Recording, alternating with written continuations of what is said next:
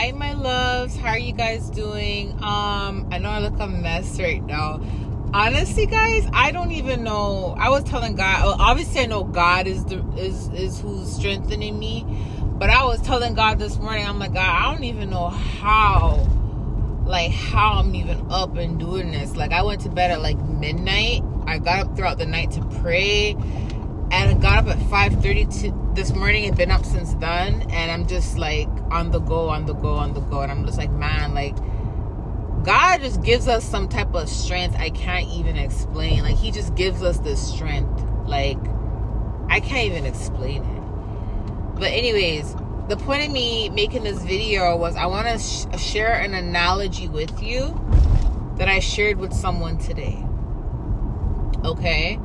And why it's so important to not compare yourself to people and to not watch another person's walk with God, another person's journey, and compare yourself to what you're seeing on that person's walk and that person's journey. Because remember something, what you're seeing on that person's walk and journey is what you're meant to see, and it's what you're allowed to see, and it's what you have access to see.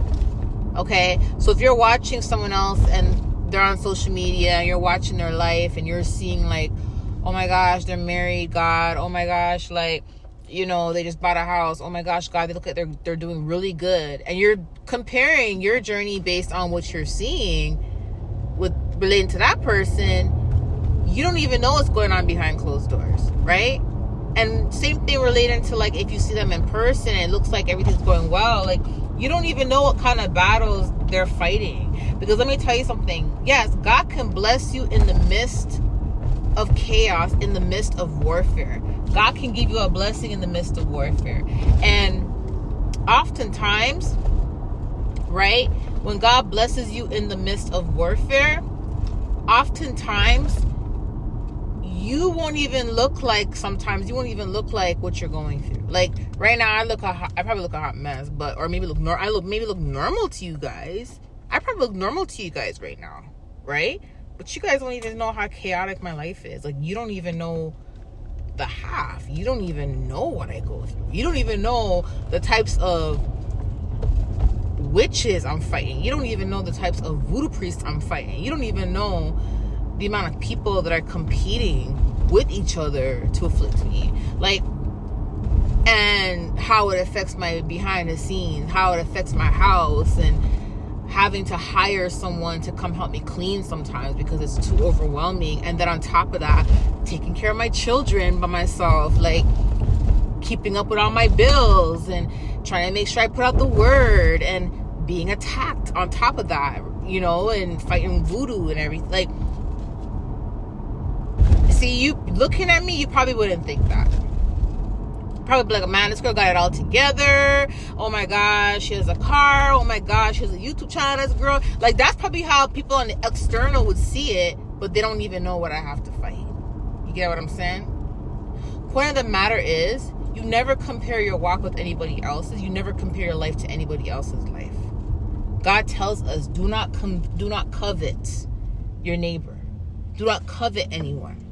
Because you don't know what they have to fight. You don't.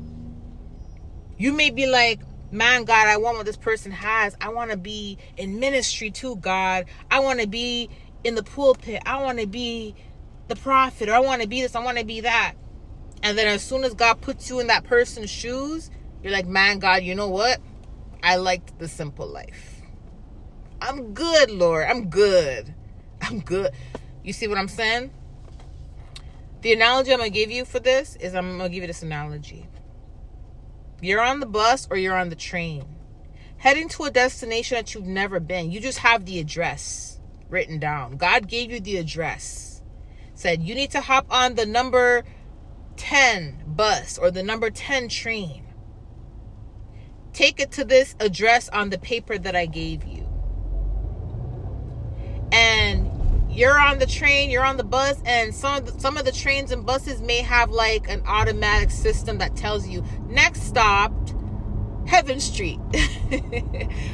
Or they may not have that, and you have to literally look out the window at the signs, the street signs coming up, and say, oh, okay, is that my stop? No, that's not my stop. And then when you know you're close to your stop, or you see your stop, you press the button so the driver knows that you have to get off there, right?